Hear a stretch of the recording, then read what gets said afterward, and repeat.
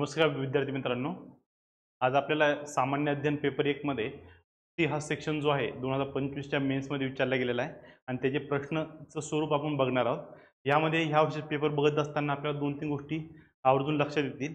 एक तर आपल्याला PYQ जे आहेत ते बघणं गरजेचं असतं, हे या पेपरमधनं सिद्ध होतंय. त्याचबरोबर हिस्ट्री हा फक्त ट्रॅडिशनल सब्जेक्ट नसून तो करंट ओरिएंटेड सुद्धा टॉपिक आहे हे आपल्याला समजून येईल.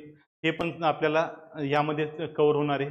आणि ह्या एकंदरीत ह्या वर्षीचा जो पेपर आहे हा मिक्स स्वरूपामध्ये आहे. करंट पण आहे, ट्रॅडिशनल स्वरूप पण आहे.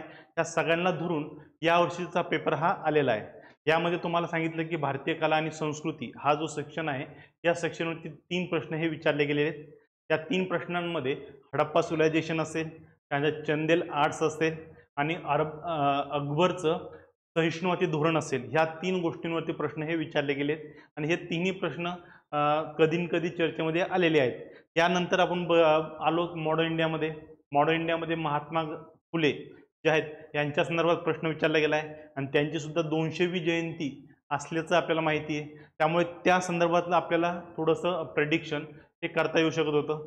त्या व्यतिरिक्त पोस्ट इंडिपेंडन्समध्ये 2 प्रश्न विचारले. प्रशासकीय अधिकारी जो असेल त्या संदर्भात विचारला गेलेला आहे आणि एक नेहरूंच्या कालखंडामध्ये जे भारतातील राजकीय असेल, त्यानंतर शैक्षणिक असेल, परराष्ट्रीय संबंध असेल, यांचा झालेला विकास हे आपल्याला इथं एकंदरीत सांगायचं आहे. असे पोस्ट इंडिपेंडन्सवरती 2 प्रश्न आलेले आहेत आणि जगाच्या इतिहासासंदर्भामध्ये ते ट्रॅडिशनली आपल्याला मुख्यतः फोकस केला जातो तो म्हणजे कोणता, फ्रेंच रिव्होल्यूशन जे आहे, रिव्होल्यूशन 5 त्यापैकी फ्रेंच रिव्होल्यूशन ही यावरती विचारली गेली आहे आणि त्याची निरंतरता काय होती यावरती आपल्याला लिहायचं होतं. असे एकंदरीत आपल्याला 7 प्रश्न यावर्षी आपल्याला विचारले गेलेत आणि ह्या 7 प्रश्नांना 85 मार्क हे होते. आता ही जी विभागणी झाली, या विभागणीमध्ये आपण सगळ्यात महत्त्वाचा पहिला प्रश्न जो बघतोय तो म्हणजे काय, discuss the salient feature of the Harappan architectures. हा आपण पहिला टॉपिक बघतोय आणि हा टॉपिक अतिशय सोप्या पद्धतीने इथं मांडला गेलेला आहे. म्हणजे याला सोप्या कॅटेगरीमध्ये आपण त्याला मानू, कारण की आपण ज्यावेळेस आर्ट अँड कल्चर शिकतो त्यावेळेस पहिला प्रश्न आपल्याला अभ्यासाला येतो तो म्हणजे हाच येतो की भारतामध्ये सिंधू संस्कृती जी होती त्याचं आर्किटेक्चरचं स्वरूप कसं होतं, हे आपल्याला पहिला प्रश्न हा विचारला जातो. आणि ह्या पहिल्या प्रश्नाला समोर ठेवून आपण ज्यावेळेस याचा अभ्यास सुरू करतो त्यामुळे आपण पहिल्यांदाच याला अटेम्प्ट करायला सुरुवात करतो. त्यामुळे आपल्या अभ्यासामध्ये पहिला प्रश्न जो येतो तो हा असतो. त्यामुळे हा सोप्या कॅटेगरीमधला प्रश्न आहे. आणि सध्या हा प्रश्न विचारणा करण्याचं एक महत्त्वपूर्ण कारण काय की भारत सरकारने 2024 मध्ये असं ऑलरेडी सांगितलेलं आहे की आता जी हडप्पा सिव्हिलायझेशन आहे, ह्या हडप्पा सिव्हिलायझेशनला आपण हडप्पा सिव्हिलायझेशन म्हणण्यापेक्षा आपण सिंधू आणि घग्गर संस्कृती म्हणून तिला आपण ओळखलं गेलं पाहिजे. सिंधू सतलज सरस्वती संस्कृती म्हणून तिला ओळखलं गेलं पाहिजे. अशा स्वरूपामधला सुद्धा आपण मत मांडलेलं आहे आणि केंद्र सरकारने सुद्धा असं म्हणणं आहे ह्या मागचं की भारतामध्ये पाकिस्तानपेक्षा जास्त साईट्स ज्या आहेत या हडप्पा सिव्हिलायझेशन सापडल्या आहेत. त्यामुळे आपण त्याला आता सिंधू सरस्वती संस्कृती म्हणून सुद्धा ओळखतोय. मग ह्या सगळ्या गोष्टीला पार्श्वभूमीवरती यावरती प्रश्न विचारला जाईल याची एक शक्यता ही होती आणि त्या अनुषंगाने हडप्पा सिव्हिलायझेशनवरती प्रश्न हा विचारला गेला आहे. मग आता हा जो प्रश्न विचारला गेला या प्रश्नामध्ये सगळ्यात महत्त्वाचा पहिला आणि सगळ्यात महत्त्वाचा इंट्रो हा असणार आहे. इंट्रो हा सगळ्यात महत्त्वाचा काय असणार आहे, आपल्याला हडप्पा सिव्हिलायझेशनचं ओरिजिन टू त्याचा डिक्लाइन याचा कालक्रम माहीत असेल तो आपल्याला कालक्रम हा सांगावा लागेल. नियर अबाउट आपण सांगू 332 BC ते 1700 BC या काळखंडामध्ये हडप्पा सिव्हिलायझेशन जी होती ती उदयास आली, ती मॅच्युअर झाली आणि तिचा डिक्लाइन हा झाला. हा पूर्ण कालखंड आपण हडप्पा सिव्हिलायझेशनच्या संदर्भामध्ये कन्सिडर हा करत असतो. आता हा सगळा कन्सिडर केल्यानंतर हा इंट्रोडक्शनमध्ये सांगितल्यानंतर या काळामध्ये इथलचं जे आर्किटेक्चर्स फीचर्स जे होते हे आपल्याला सांगणं होतं. मग या फीचर्समध्ये सगळ्यात महत्त्वाचं फीचर काय असणार आहे, टाउन प्लॅनिंग असणार आहे. शहर नियोजन हा एक सगळ्यात महत्त्वाचा घटक होता. त्यामध्ये सगळ्यात महत्त्वाचं रस्ते काटकोनामध्ये आहेत, गल्ल्या ज्या आहेत गल्ल्या एकमेकाला काटकोनामध्ये छेदत आहे. त्यानंतर प्रत्येक घर जे आहेत कुठे घराचे जे दरवाजे आहेत ते गल्लींमध्ये उघडतात, मेन रोडला उघडत, कोणत्याही घराचा दरवाजा मेन रोडला उघडत नाहीये. हा सगळ्यात महत्त्वाचं नियोजन. त्याचबरोबर शहर जे आहे 2 भागामध्ये विभाजित असतात. एक वरच्या साईडचं आणि एक खालच्या साईडचं.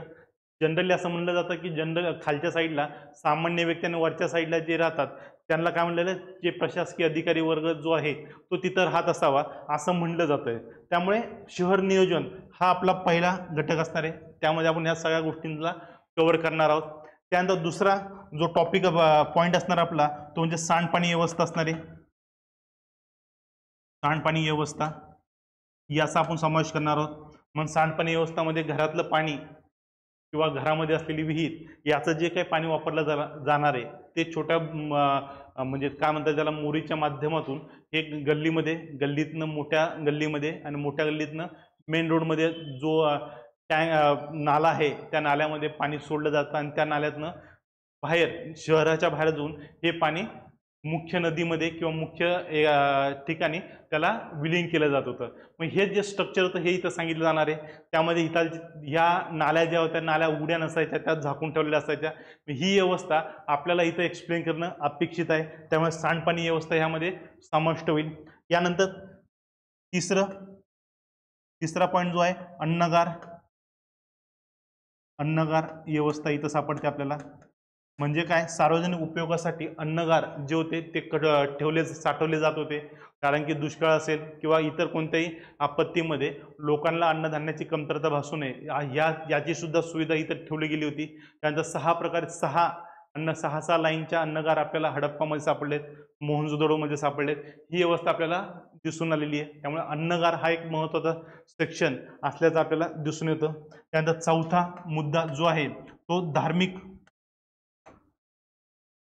धार्मिक ठिकाण जे आहे त्याची उपस्थिती.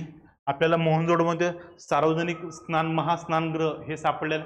या ठिकाणी याचा उपयोग मुख्यतः धार्मिक विधीसाठी केला जात असावा, कारण त्याचं स्ट्रक्चर आपल्याला दिसून आलं. हे आपल्याला या ठिकाणी इथं एक्सप्लेन करणं गरजेचं आहे. त्याचबरोबर 5 नंबरला या ठिकाणी स्मशानभूमी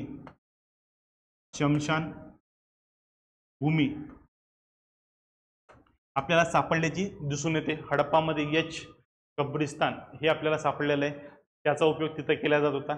मग अशा पद्धतीने आपण हडप्पन आर्किटेक्चर जे आहे तिथलची व्यवस्था जी आहे ते आपण एक्सप्लेन करतोय. आणि कंक्लुजनमध्ये याची निरंतरता जी आहे ही निरंतरता पुढे भविष्यामध्ये सुद्धा चालू राहिली. हडप्पा सिव्हिलायझेशन नंतर सुद्धा या स्ट्रक्चरची घरं, या स्ट्रक्चरची गावं हे आधुनिक कालखंडापर्यंत आजही आपल्याला दिसून येतात. आजही शहरांमध्ये आपल्याला नाल्या या झाकलेल्या स्वरूपामध्ये ड्रेनेज सिस्टीम ही दिसून येते. हे निरंतरतेमध्ये, कंटिन्युटीमध्ये, कंक्लुजनमध्ये आपण लिहू शकतो. अशा पद्धतीने हा प्रश्न आपल्याला अटेम्प्ट करता येऊ शकतो. ठीक आहे. त्यानंतर सेकंड क्वेश्चन आहे. सेकंड प्रश्न काय, examine the main aspect of Akbar religious सॅक्रेटिझमचा अर्थ काय होतो, सर्वांना सोबत घेऊन,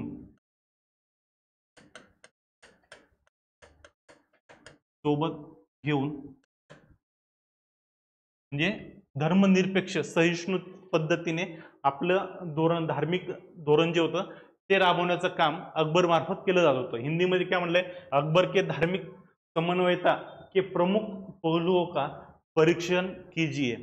म्हणजे आता जे रिलिजियस सॅक्रेटिझम हा शब्द वापरला गेला आहे, यामध्ये सहिष्णुवादी धोरण काय होतं अकबरचं याचं एक्सप्लेनेशन यामध्ये त्यांनी मांडलेलं आहे. मग आता ह्यामध्ये सगळ्यात महत्त्वाचं लक्षात ठेवा, आपल्याला इंट्रो जो देणार आहोत आपण, इंट्रो म्हणजे सगळ्यात महत्त्वाचं अकबरचा कालखंड जो आहे तो आपल्याला माहीत असणं गरजेचं आहे. कालखंड तो नियर अबाउट 1556 ते 1604 या कालावधीमध्ये आहे. आणि ह्या कालावधीमध्ये साम्राज्य विस्तार करत असताना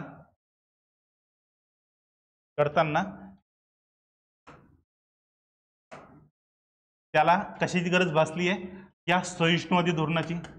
कारण की सहिष्णुतावादी धोरणाची गरज ही दिसून येते. मग दिसून काय येते, मग त्याचं मुख्य कारण आहे राजपुतांसोबत केलेला तह. राजपुतांसोबत जर सोबत राहायचं असेल तर आपल्याला सहिष्णू राहावं लागेल, हे मत अकबरचं जे होतं ते क्लिअर कट होतं. त्यामुळे साम्राज्य विस्तार करत असताना सहिष्णुवादी सर्वांना सोबत घेऊन जाणारं धोरण त्याला ठेवणं गरजेचं होतं. मग सहिष्णुवादी धोरणाअंतर्गत सगळ्यात महत्त्वाचं काय होतं, त्यांनी आपल्या साम्राज्यामध्ये कोणत्याही धर्मावरती जोर जबरदस्ती ही केलेली नव्हती. मग त्यामध्येच त्यांनी एक पंथ स्टॅब्लिश केला होता, दिने इलाही नावाचा पंथ जो होता. कोणता? दिने इलाही हा नवीन धर्म त्याने इंट्रोड्यूस केला होता. आणि दिने इलाहीमध्ये सर्व धर्मातल्या चांगल्या बाबी ज्या आहेत त्यांचा समावेश करून त्यानुसार त्यांनी आपलं कामकाज जे होतं चालवलं होतं. पण हे करत असताना त्यांनी आपल्या साम्राज्यामध्ये कोणावरही जोर जबरदस्ती ही केलं नसल्याचं आपल्याला दिसून येतं.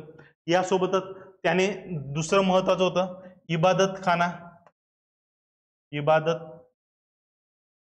इबादतखाना हा एस्टॅब्लिश केला होता. इबादतखाना हा काय प्रकार होता? फतेपूर सिक्रीमध्ये त्याने इबादतखानाची एस्टॅब्लिशमेंट केली होती. आणि प्रत्येक धर्मातील जो पंडित आहे, म्हणजे जो हिंदू असेल, मुस्लिम असेल, ख्रिश्चन असेल, शीख असेल, जैन असेल, त्यानंतर इतर पारसी असेल, जेवढे धर्म होते या प्रत्येक धर्मातले जे पंडित होते या पंडितांना जाऊन त्यांना या इबादतखान्यामध्ये बसवून त्यांच्याकडनं चर्चा ही केली जात होती. आणि ह्या चर्चेमध्ये जे काही आउटपुट भेटत होतं, सर्व धर्म व्यवस्थित आहे, प्रत्येकाचं म्हणणं एकच आहे, हे अकबरने समजून घेतलं होतं. आणि ह्या आधारावरती त्याने दिने इलाही हा जो धर्म होता याचं इंट्रोडक्शन हे केल्याचं आपल्याला दिसून येतं. म्हणजे धार्मिक स्तरावरती त्यांनी हे सहिष्णुता धोरण स्वीकारलं होतं.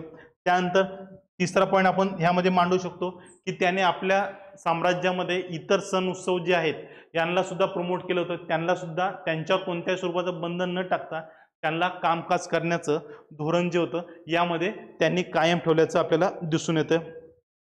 त्यानंतर इतर धर्मांचा आदर, इतर धर्मीयांचा आदर किंवा सन्मान हा त्याच्यामार्फत ठेवला गेला होता. हा सगळ्यात महत्त्वाचा मुद्दा होता, यामध्ये समाविष्ट केला गेला होता.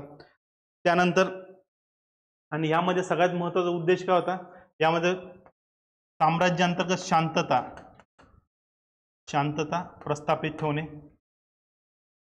आणि प्रस्थापित ठेवून साम्राज्याला स्थैर्य देणे. यासोबतच सहिष्णुतेच्या धोरणांतर्गत ह्या दरबारामध्ये जेवढे मंत्रिमंडळ होतं या मंत्रिमंडळामध्ये सुद्धा त्यांनी विविध धर्मियांच्या लोकांना यामध्ये समाविष्ट केले होते. मुस्लिमांव्यतिरिक्त राजा टोडरमल होता, त्या राजा टोडरमलला जमिनी महसुलासंदर्भामध्ये अधिकार दिले गेले होते. बिरबल त्यामध्ये समाविष्ट होता. दिने इलाही हा तो एक त्यांनी सर्वप्रथम स्वीकारला होता. मग त्या मानसिंग वगैरे होते, जयसिंग होते, असे वेगवेगळे सरदार जे होते ते वेगवेगळ्या धर्मातले राजपूत सरदार होते, हिंदू सरदार होते, यांचा समावेश त्याच्या आपल्या सैन्यामध्ये आपल्या दरबारामध्ये समाविष्ट करून प्रत्येकाचा मान सन्मान ठेवण्याचं काम त्यांनी केलं. आणि त्या माध्यमातून शांतता प्रस्थापित ठेवून साम्राज्याला स्थैर्य प्राप्त करून देण्याचं काम अकबरच्या सहिष्णुवादी धोरणाचा हा परिणाम होता.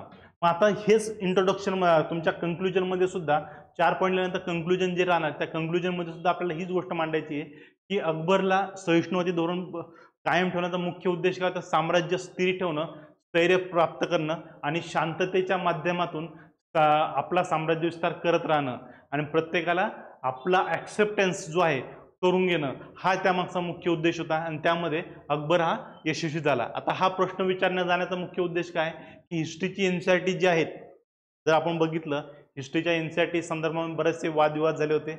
आणि ह्या एनसीईआरटीमध्ये अकबराच्या जेवढ्या चांगल्या गोष्टी सांगितल्या गेल्या त्याच्यावरच्या त्याच्या क्रूरता काय होती या गोष्टींच्या संदर्भामध्ये पण काही चर्चा ही केली गेलेली आहे. त्यामुळे अकबर संदर्भामध्ये किंवा मुघल साम्राज्याच्या संदर्भात प्रश्न येण्याची शक्यता ही वर्तवली जात होती. आणि त्यानुसार हा प्रश्न आपल्याला आल्याचा दिसून येतं. आणि या संदर्भामध्ये जे काही धार्मिक सलोख्याचे वातावरण होतं तो सुद्धा सध्या यासाठी कारणीभूत ठरला होता. त्यामुळे करंटचा रेफरन्स या प्रश्नाशी आपल्याला जुळवता येऊ शकतो. ओके, इथपर्यंत काही अडचण? ओके. त्यानंतर एक पुढचा प्रश्न महत्त्वाचा आहे जो की आपल्याला दरवर्षी आपल्याला समजून येतोय की यूपीएससी हा कधी दक्षिण भारतामध्ये गेला. दक्षिण भारतातले महत्त्वाचे आता किंगडम जे आहेत त्यांना बाजूला ठेवून ते आता छोट्या छोट्या राज्यांवरती प्रश्न विचारायला सुरुवात केली आहेत. लास्ट टाइम पल्लव जे होते त्यांच्यावरती प्रश्न आला होता. यावेळी उत्तर भारतामध्ये आले. उत्तर भारतामध्ये आता चंदेल जे आहेत चंदेलांवरती प्रश्न हा विचारला गेला आहे. त्यामध्ये प्रश्न काय, the sculpture fill the Chandela art form with the resilient vigour and the breath of the life excluded, असा प्रश्न हा विचारला गेला आहे. मूर्तिकारों ने चंदेल कला रूपों को जीवन की व्यापकता व लचकदार ओजस से भर दिया. काय म्हणताय, चंदेल कला जी होती, आर्किटेक्चर जे होतं, या चंदेल आर्किटेक्चरमध्ये किंवा मूर्तिकलेमध्ये त्यांनी जीवन ओतलं, त्याला लचकता, त्याला आकर्षक बनवलं, अशा स्वरूपातला प्रश्न यामध्ये विचारला गेला आहे. आता ह्यामध्ये सगळ्यात महत्वाचं काय असणार आहे, इंट्रोडक्शन. चंदेल साम्राज्य जे आहे, चंदेल साम्राज्याचा सेक्शन एरिया जो येतो तो आपल्याला खजुराहो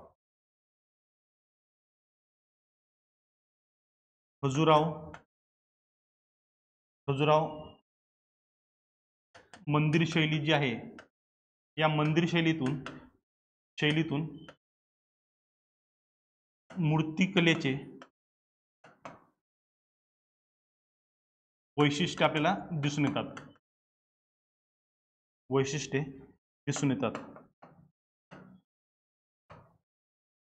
येतात. ओके, म्हणजे आता खजुराहो मंदिर शैली जी आहे ही मुख्यतः नागर शैलीशी संबंधित आहे. ही शैली नागर शैलीशी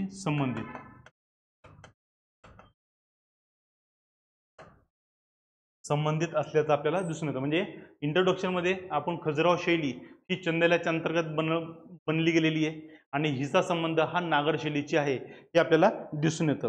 मग आता हे करत असताना आपल्याला सगळ्यात महत्वाची गोष्ट काय असणार आहे, आता इथे या ठिकाणी खजुराहो मंदिर शैलीत झालं. यामध्ये आता फर्स्ट पॉईंट जो असणार आहे, यामध्ये आपल्याला सगळ्यात महत्वाचं इथलं जे चंदेल मूर्तिकार जे होते यांनी सगळ्यात महत्वाचा फोकस जो होता मानवी भावना जे आहे, मानवी भावनावरती याचा मुख्यतः हे दिलं आहे. त्यासोबतच जीवनातील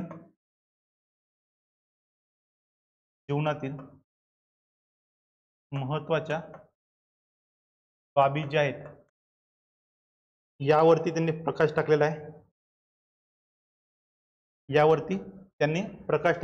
म्हणजे मानवी भावना ज्या आहेत या भावनांना त्यांनी प्रदर्शित करण्याचं काम या माध्यमातून केलेलं आहे.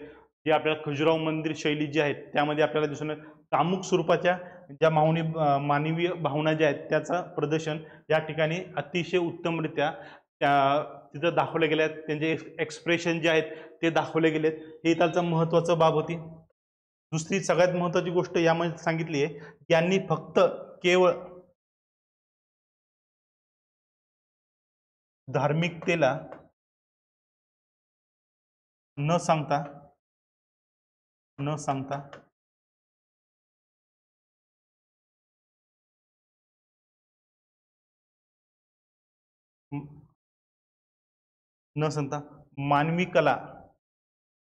मानवी कला प्रदर्शित केल्यात.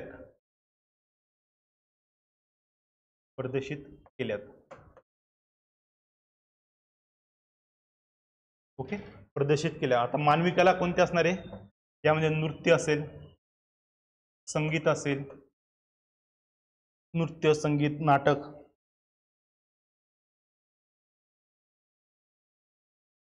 या सगळ्या बाबी काय अतिशय बारकाईने इथलच्या मूर्तिकारांनी त्यांना प्रेझेंट केलेलं आहे.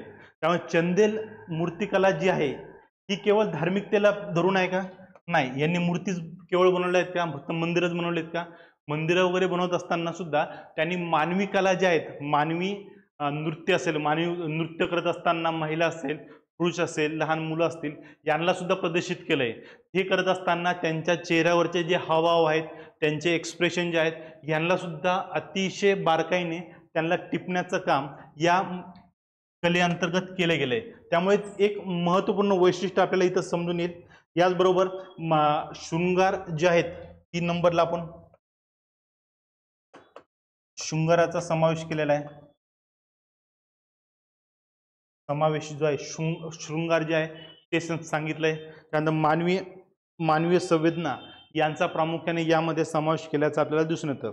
या प्रत्येकाच्या माध्यमातून आपल्याला मूर्तिकला जी आहे, भारतीय मूर्तिकलेचं एक नवीन वैभवशाली स्वरूप जे आहे हे आपल्याला दिसून येतं. आणि त्यामुळे वर्ल्ड हेरिटेजमध्ये सुद्धा खजुराहो मूर्त्या ज्या आहेत किंवा मंदिर शैली जी आहे त्याचा समावेश हा केलेला आहे. वर्ल्ड हेरिटेज साईट म्हणून सुद्धा कंक्लुजनमध्ये तुम्ही लिहू शकता की ह्या संवेदनशील बाबी संवेदनशील असतील किंवा मानवीय भावना ज्या आहेत अतिशय चोख पद्धतीने अतिशय बारकाईने याचं प्रदर्शन या चंदेल काळातील कलाकारांनी हे समोर मांडलेलं आहे. त्यामुळे ह्या सगळ्या बाबींना समोर ठेवून आधुनिक कालखंडामध्ये वर्ल्ड हेरिटेज साईट्स म्हणून खजुराहो मधील मंदिर शैली ज्या आहेत या आपल्याला इथं समाविष्ट झाल्याचं दिसून येतात. अशा पद्धतीने आपण हा प्रश्न या ठिकाणी अटेम्प्ट हा करू शकतो. ओके, इथपर्यंत क्लिअर होतंय का?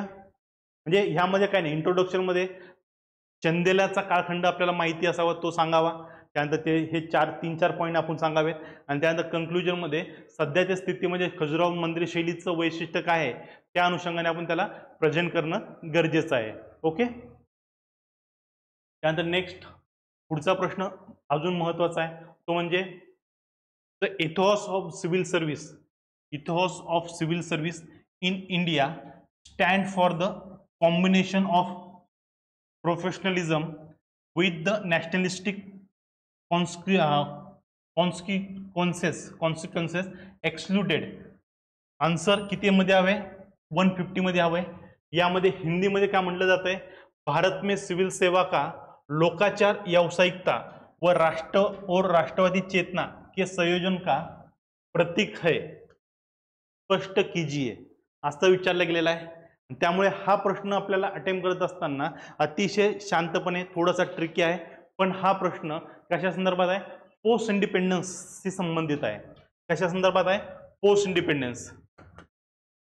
आता पोस्ट इंडिपेंडन्स मध्येच का टाकतोय हा? जसा म्हणलं तर आपण पेपर 4 जो आहे पेपर इथिक्स त्याच्याशी संदर्भात जातो ॲडमिनिस्ट्रेटिव्ह याच्या संदर्भामध्ये, पण आपण ह्या ठिकाणी विचार करत असताना आपल्याला पोस्ट इंडिपेंडन्सचे रेफरन्स या ठिकाणी द्यावे लागणार आहेत.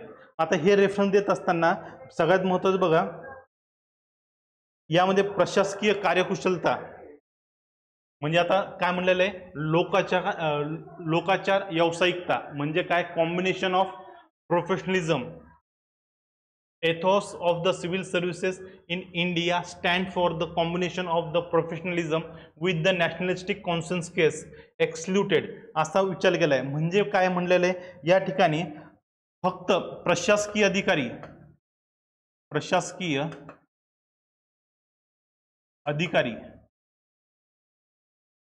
हा केवळ प्रशासकीय अधिकारी हा केवळ कार्यकुशल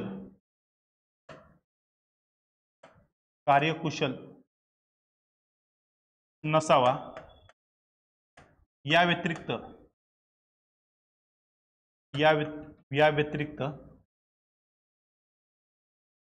तो राष्ट्रप्रेमी, देशाविषयी या व्यतिरिक्त देशाविषयी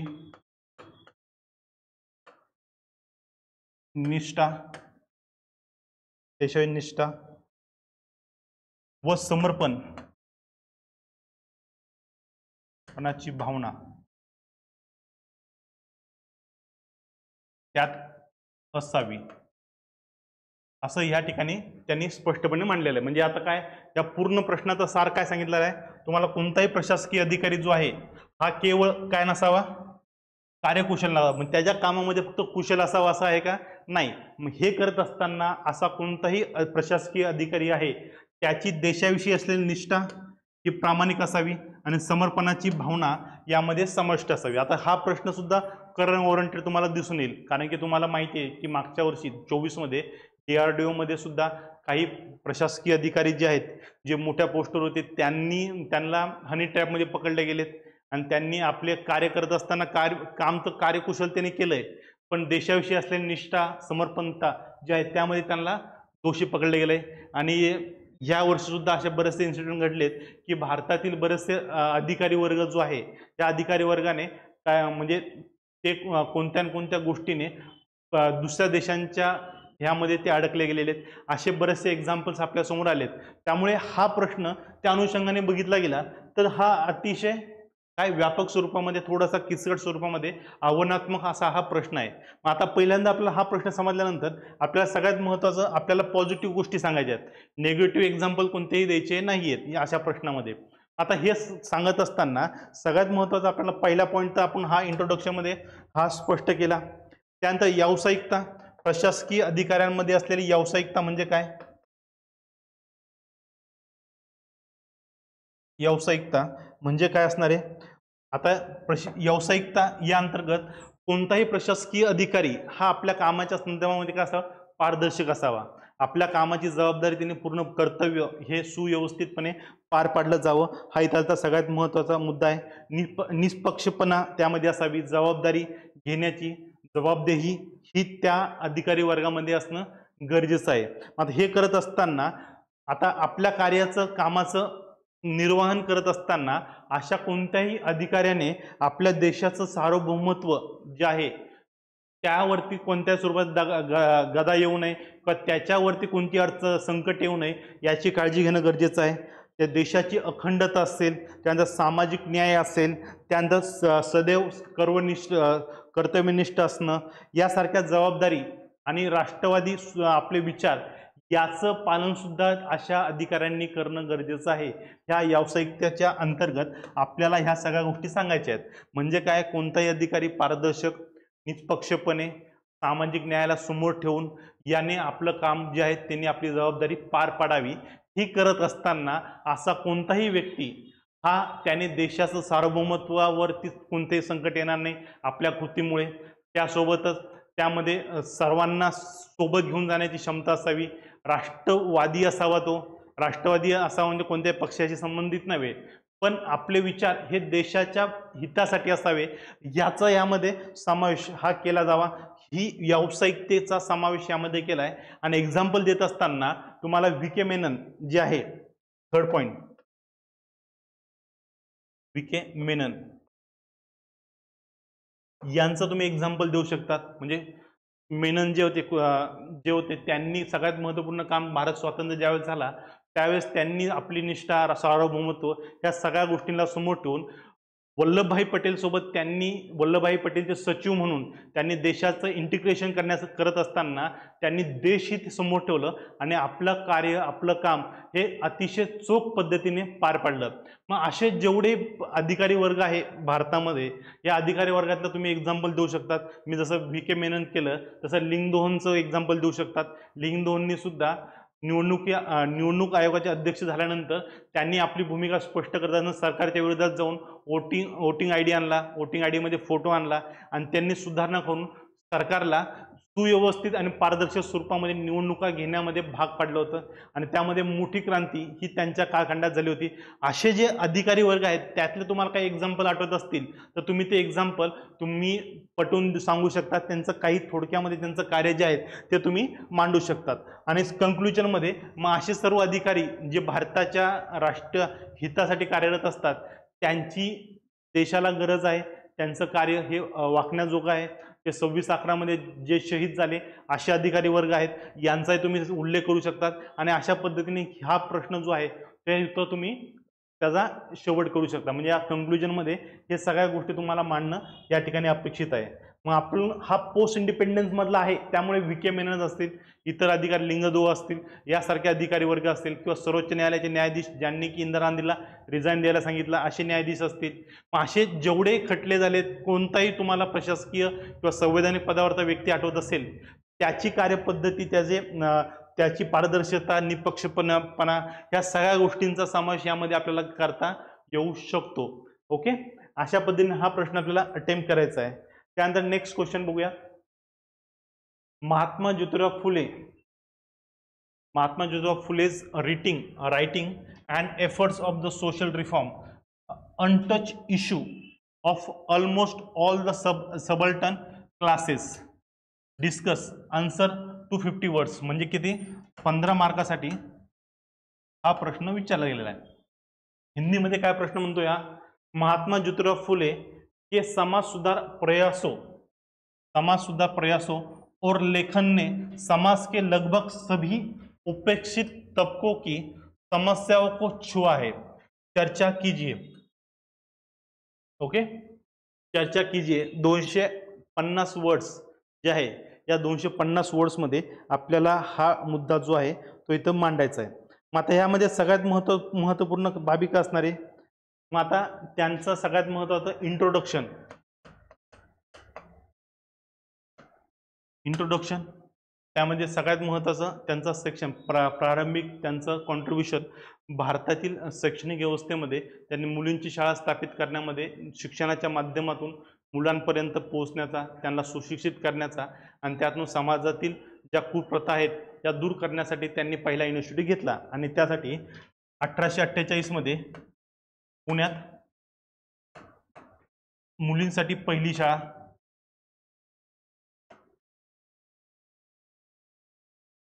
आणली। त्यानंतर इतरांसाठी सुद्धा शाळांची निर्मिती करायला सुरुवात केली। फक्त शाळांच्या निर्मितीपर्यंत थांबलेत का? नाही, त्यांनी मग बालकाश्रम आणला। त्यानंतर जो सामान्य वर्ग होता त्यांना जातीभेद केला जात होता, यांच्यासाठी पाण्याची व्यवस्था करण्याची आपली विहीर जी होती ती खुली केली गेली।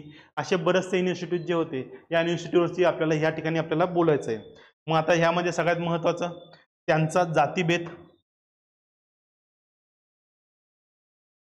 जातीभेद व अस्पृश्यता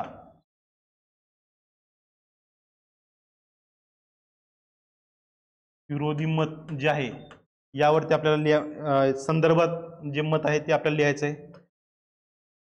ओके, त्यानंतर स्त्री शिक्षण त्याविषयी त्यांचं कॉन्ट्रीब्युशन। त्यानंतर विधवा पुनर्विवाह या संदर्भात त्यांचं जे काय स्टेटमेंट आहे ते आपण बघणार आहोत यामध्ये। यानंतर त्यांनी सत्यशोधक समाज या माध्यमातून केलेलं कार्य। त्यानंतर त्यांनी लिहिलेलं शेतकऱ्यांचे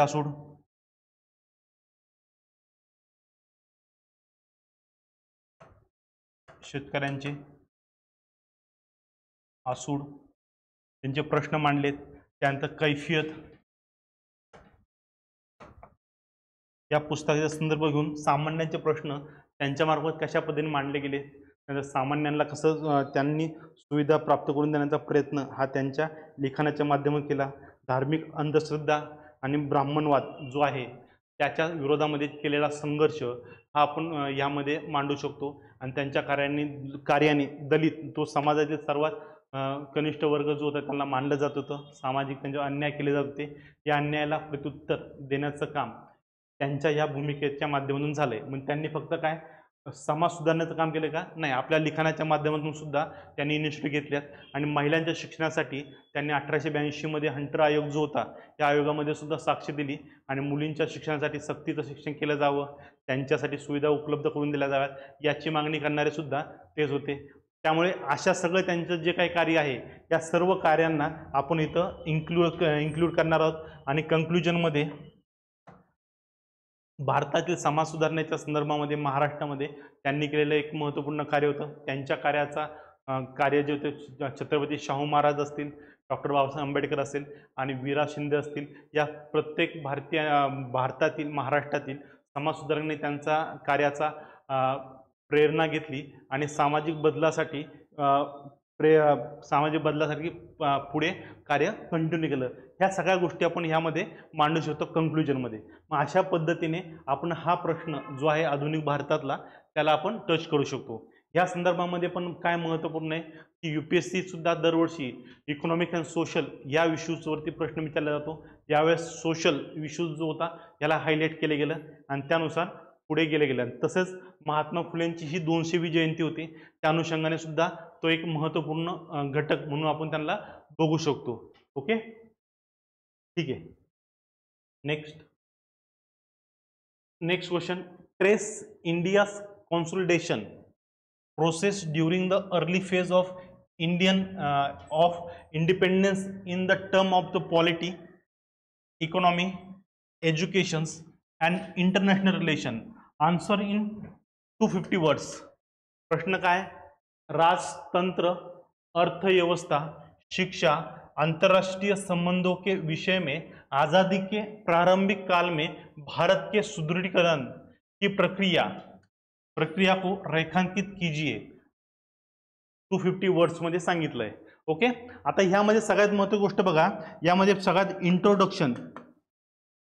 इंट्रोडक्शन. आता सगळ्यात महत्त्वाचं बघा, हा प्रश्न येण्यामागचं मुख्य कारण आहे नेहरू हा सध्याचा काय आहे, हॉट टॉपिक आहे. नेहरूंच्या संदर्भामध्ये त्यांचं कार्यपद्धती असेल, त्यांचा कोणत्या गोष्टी असेल त्याच्याशी संबंध हा लागतो.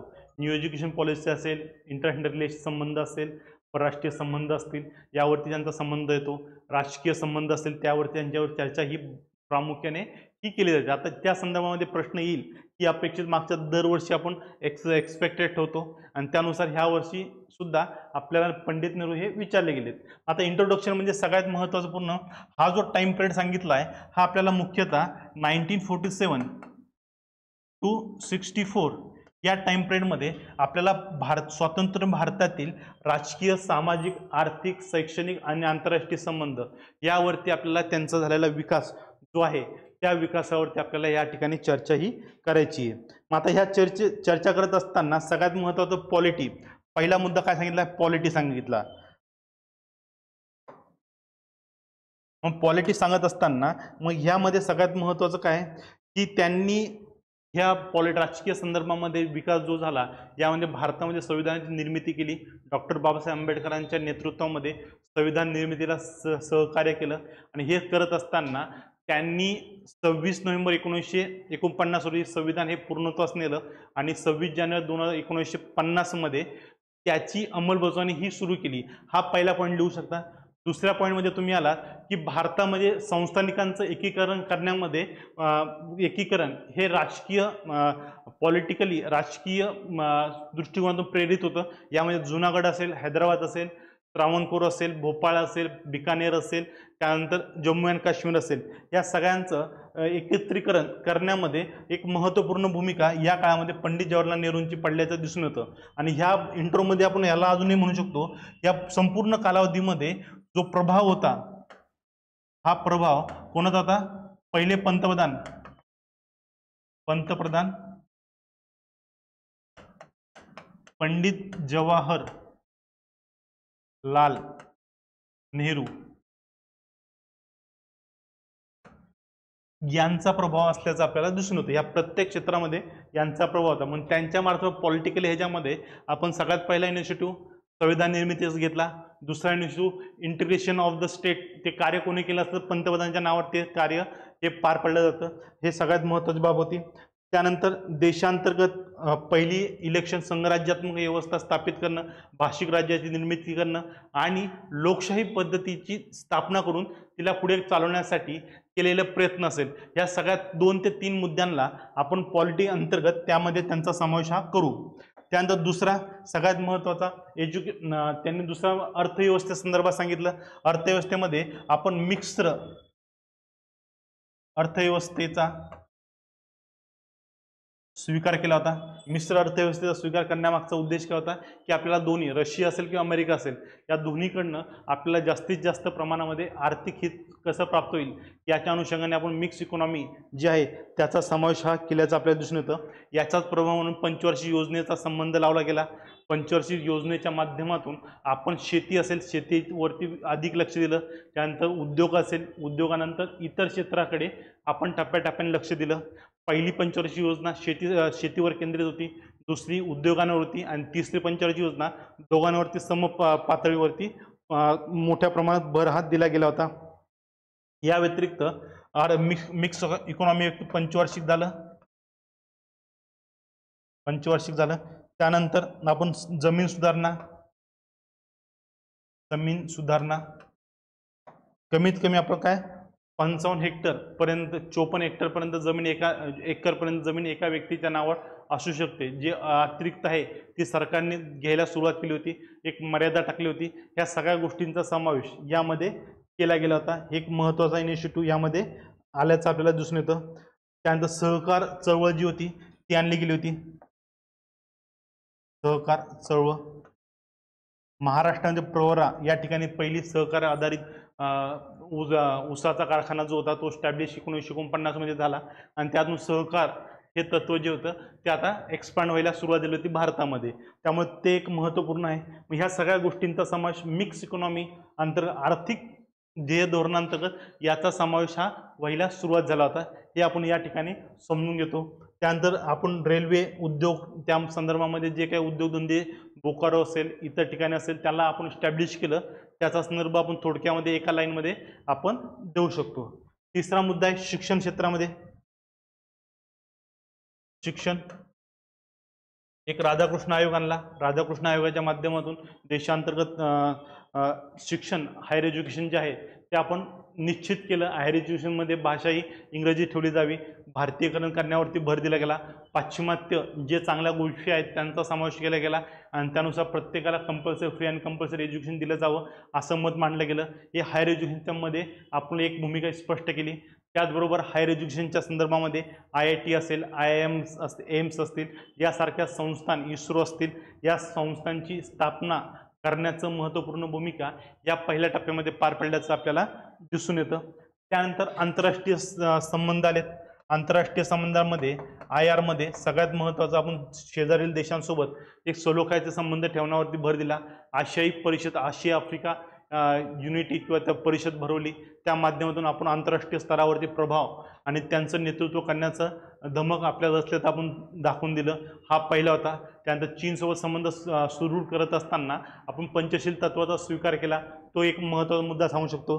त्यानंतर 1961 मध्ये बेलग्रेडमध्ये अलिप्तवादी चळवळ जी झाली, या अलिप्तवादी चळवळीमध्ये भारताने एक नेतृत्व केलं होतं आणि या नेतृत्वाअंतर्गत थर्ड वर्ल्ड जे आहे, थर्ड वर्ल्डचं केलेलं नेतृत्व आणि त्यामध्ये भारताची असलेली भूमिका हे सुद्धा आपण या ठिकाणी आपण मांडू शकतो. आजही अलिप्तवादी चळवळ ही आपण कोणत्या कारणाने तिला समोर ठेवतो, त्यामुळे त्याचं असलेलं महत्त्व, त्याचा झालेला विकास, या सगळ्यांचा समाचार किंवा त्याचा विकास जो आहे तो आपण 1947 ते 64 त्या कालावधीमध्ये झाल्याचं आपल्याला दिसून येतं. आणि अशा पद्धतीने या पहिल्या टप्प्यामध्ये भारतीय स्वातंत्र्य कालखंडामध्ये पहिल्या 15 ते 17 वर्षामध्ये भारताचा मोठ्या प्रमाणामध्ये आंतरराष्ट्रीय स्तरावरती या धोरणांमुळे एक दबदबा निर्माण झाला आणि आंतरराष्ट्रीय स्तरावरती भारताला एक मान्यवर मान सन्मान प्राप्त करून देण्याचं काम या पहिल्या टप्प्यामध्ये झाल्याचं आपल्याला दिसून येतं. अशा पद्धतीने आपण त्याचं कन्क्ल्यूजन करून हा विषय आपण कन्क्लूड करू शकतो.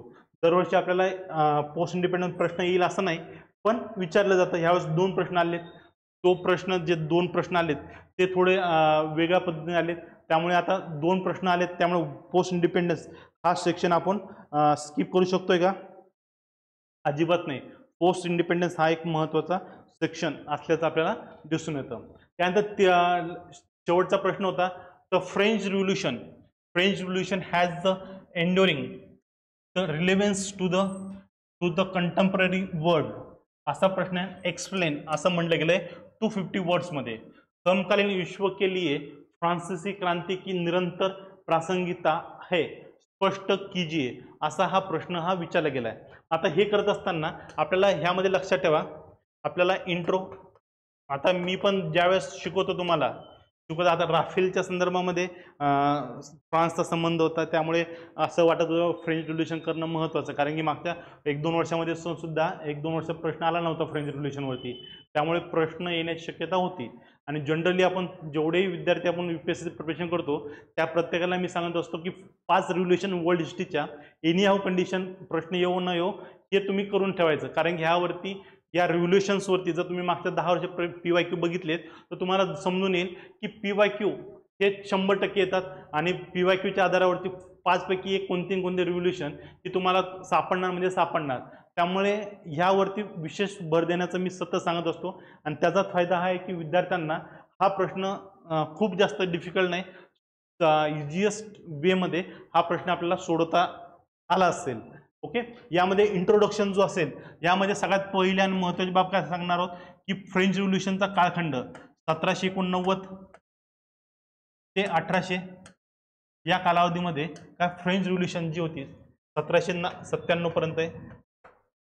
या कालखंडामध्ये काय झालं होतं, मुख्यतः फ्रेंच रिव्होल्यूशन ही घडून आली आणि त्यानंतर नेपोलियन बोनापार्टने फ्रान्सवरती वर्चस्व हे प्रस्थापित केलं होतं.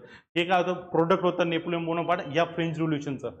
पण ह्या फ्रेंच रिव्होल्युशनमध्ये ज्या पद्धतीने युरोपमध्ये बदल आणला, फ्रान्समध्ये आणि युरोपमध्ये बदल घडून आणला, त्याचा इम्पॅक्ट जागतिक स्तरावर सुद्धा पडल्याचं आपल्याला दिसून येतं. मग काय निरंतरता, इथं काय निरंतर प्रासंगिकता जी आहे, कंटिन्युटी काय होती बाबा, कंटेम्पररी जगावरती काय परिणाम पडला हे आपल्याला सांगायचं होतं. यामधला सगळ्यात महत्त्वाचा पहिला परिणाम जो होता इंट्रोडक्शन नंतर आपल्याला दिसून येईल, स्वतंत्रता, स्वतंत्रता, स्वतंत्रता, बंधुत्व, बंधुत्व आणि समानता, बंधुत्व समानता, या तीन गोष्टींना मुख्यतः भर दिला गेला. या तीन गोष्टींवरती जागतिक स्तरावरती याचा इम्पॅक्ट हा पडला होता. स्वतंत्रता, प्रत्येक व्यक्ती फ्रान्समधला स्वतःला स्वतंत्र समजायला लागला. स्वतःचे काम करण्याचं, स्वतः वागण्याचं, कोणताही काम करण्यासाठी त्यांनी स्वतःला प्रेरित केलं होतं. त्याला इंडिपेंडन्स स्वतःला समजायला सुरुवात झाला होता. बंधुत्वाची कन्सेप्ट आली होती. सर्व काही आपल्या सगळं मिळून एकत्रितरित्या ह्या सगळ्या गोष्टी करतोय, बदल घडवून आणतोय आणि हा बदल आपल्या स्वतःसाठी आहे, हा त्याचा अर्थ होता. आणि इक्वॅलिटी, प्रत्येक वर्ग हा इक्वल आहे, कोणालाही इथं अधिकार नाही हे इथं स्पष्ट केलं गेलं होतं. त्यामुळे स्वतंत्रता, बंधुत्व व समानता या तत्वाचा जागतिक स्तरावरती मोठ्या प्रमाणात प्रभाव पडल्याचं आपल्याला दिसून येतं. लोकशाही संस्थेचा विकास झाला. लोकशाही संस्थेचा विकास झाला, कारण की यांनी संविधान निर्मिती केली. या संविधान निर्मितीमुळे प्रत्येकाला असं वाटायला लागलं की ओके, राष्ट्रीय स्तरावर सुद्धा आपल्याला एक संविधान असावं आणि संविधानानुसार कार्यपद्धती ही काम केलं जावं. राजा हा नावाचा असावा, राजात पद नसावा, राजाला सल्लामसलत देण्यासाठी किंवा राजाचे कार्य करण्यासाठी एक मंत्रिमंडळ असावं. ही भूमिका यामध्ये संविधानाच्या माध्यमातून आली आणि लोकशाही पद्धती जी आहे तिचा समावेश आता यामध्ये व्हायला सुरुवात झाला होता. यामध्ये याच क्रांतीमुळे धर्म आणि राज्यसंस्था या वेगळ्या